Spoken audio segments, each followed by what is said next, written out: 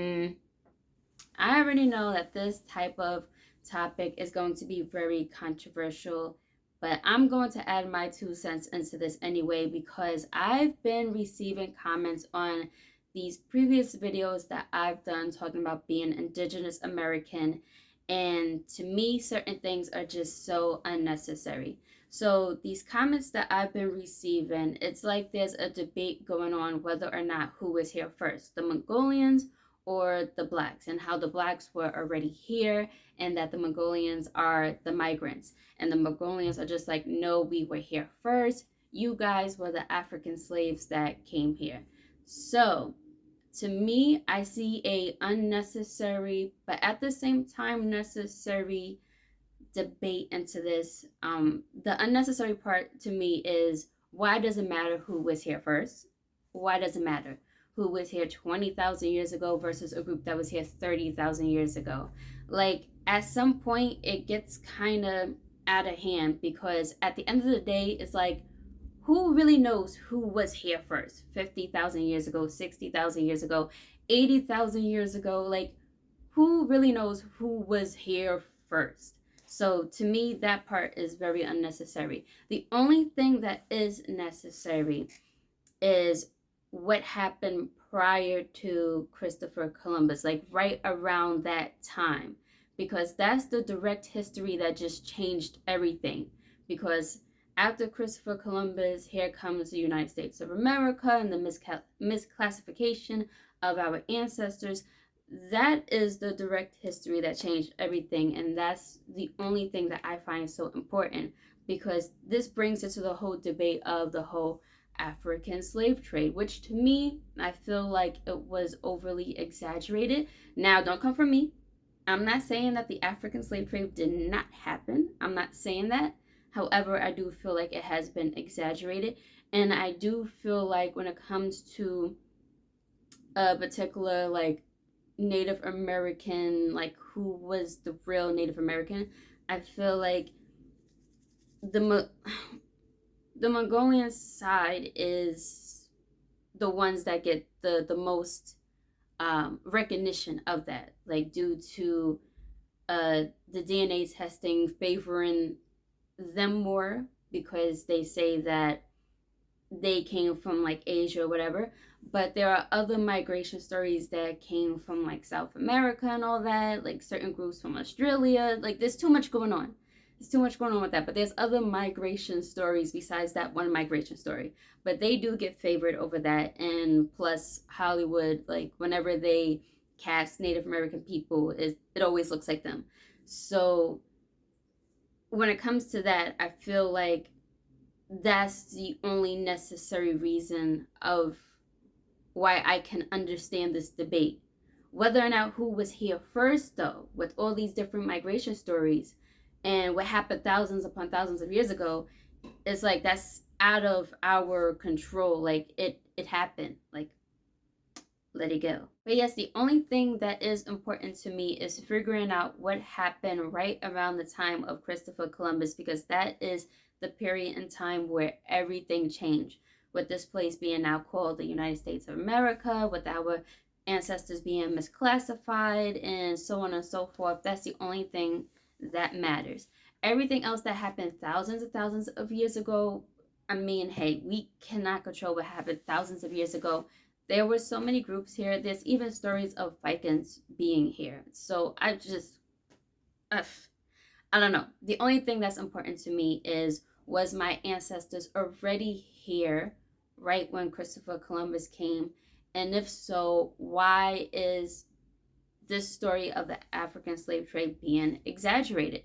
Because if I would have left it up to the mainstream history and the school's teachings, I would have never knew everything of what I am. Like, for instance, I've discovered that, not discovered, but I have uncovered so many indigenous tribes that my ancestors are descendants from. And I've learned and connected with a few family members of mine who are in the indigenous community, and they've been showing me so much. I would have never knew all of this if it wasn't for me stepping out of the mainstream teachings. Now, I'm not saying that the African slave trade did not happen. I'm not saying that, but I am saying that it is exaggerated in my opinion. I don't even know if it's an opinion anymore. I think it's a fact because of the fact that the numbers keep changing every single time. And it's not just me, but there's other people who can even find an African like slave ancestor. Not saying that it's not there, but it's going to take even more digging because I haven't found not one, not one exactly. Not one exactly. I'm gonna get into that because I want to make sure that my information is correct before jumping into assumptions. So getting into this one ancestor, or I don't even know. I don't even know. I gotta make sure that my information is correct before even claiming something.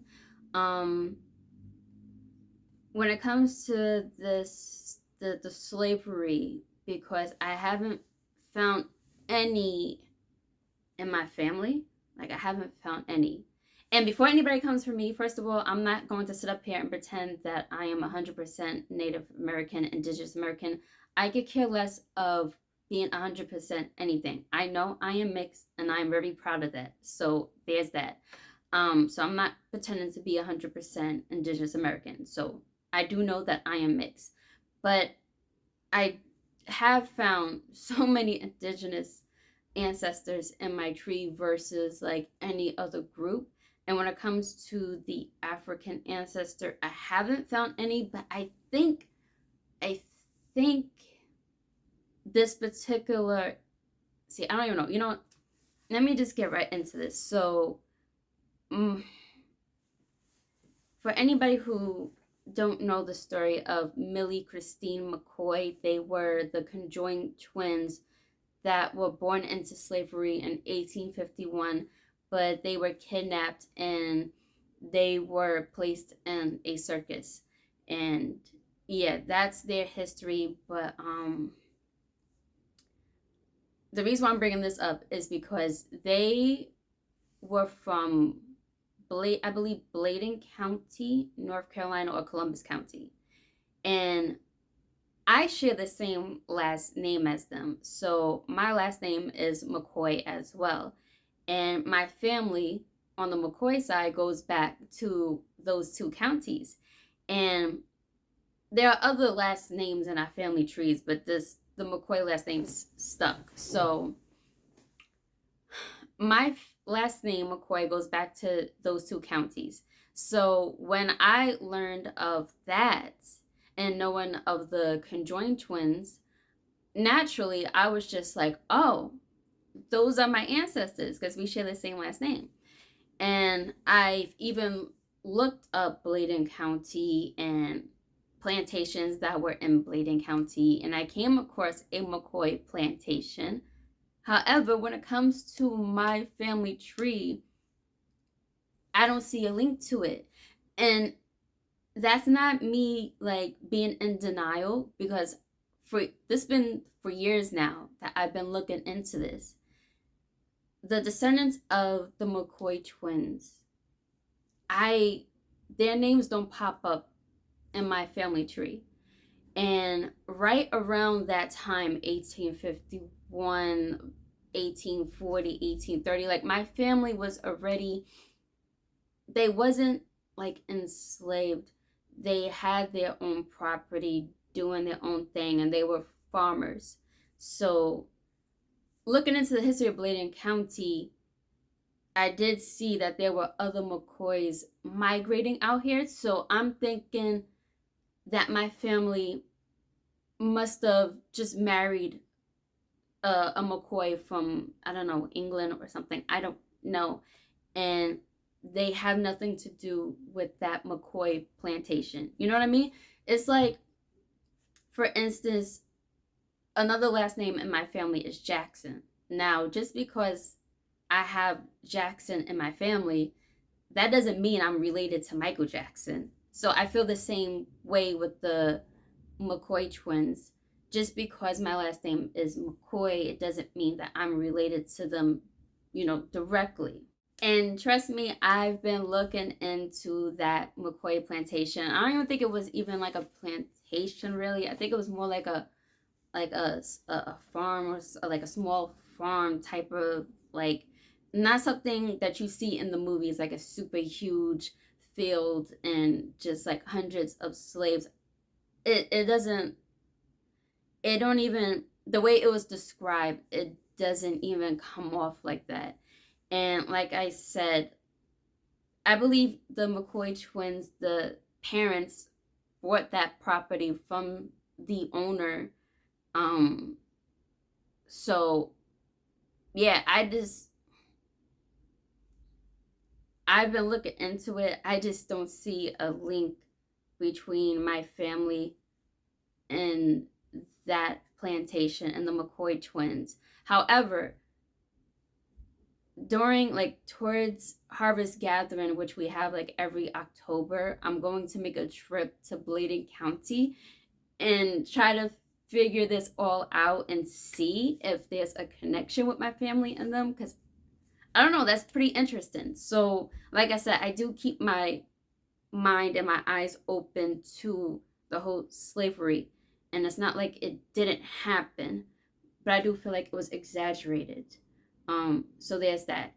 And on top of that too, I know a thing or two about slave owner in like a family line, because I do have that. I do have that. I made a video about it, but one of my family members saw it and they was just like, take it down. I'm thinking about redoing it, but doing it a little bit differently, because there was a lot that went into that. And no, I we're not, this slave owner ancestor of mine's, it did not happen through the R word. My great grandfather's daughter, which is like my great grandmother, she had a thing for indigenous men, and therefore she dated out, and the family disowned her for that. And there's like a whole big other story with that. So I'm not even gonna get into that because it would make the video even longer. But what I'm trying to say is, before anybody tries to come for me, like, I do know that this history did happen, but I do feel like it's exaggerated. And even with the slave owner ancestor of mine, I try to look into that to see how many slaves did he own. And I could barely find any, which is really strange, because he was a very wealthy plantation owner in Georgia. So I don't know what that's about. As you can see, history can be very murky like that, because there was so much that went on. And even with the McCoy situation that I'm kind of having a hard time with, around this time, my one of my great grandfathers, who was a kid around this time, he's like, I think his parents had went through like a divorce, and he shows up on two different family census. So that's another thing too, that is just, it gets really difficult after a while. But like I said, I don't really see a link to it. And I'm also looking into like how long was this plantation even like around? When did it start? When did it end?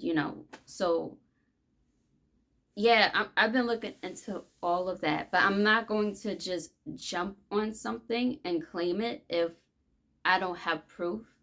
So that's something that people should take away from, because there's a lot of people jumping on things without showing proof. And yeah, history is so murky. I just can't. Um, but going back to the original topic of this video, I do find it very unnecessary to focus on something that happened thousands upon thousands of years ago. Um, I do believe both groups were out here. Whether who came out here first, to me, it just doesn't matter. The main thing that matters is what happened, like I said, with the whole Christopher Columbus and everything else that came afterwards, because of the whole misclassification and a lot of blacks finding that they do have indigenous ancestry, like what our family's been telling us for years. So it's like, why is that being hidden? So I don't know. That's my only thing. But yeah, I don't even want to know what y'all gonna say in the comment sections because it's very controversial. But whatever, it is what it is. I said what I said.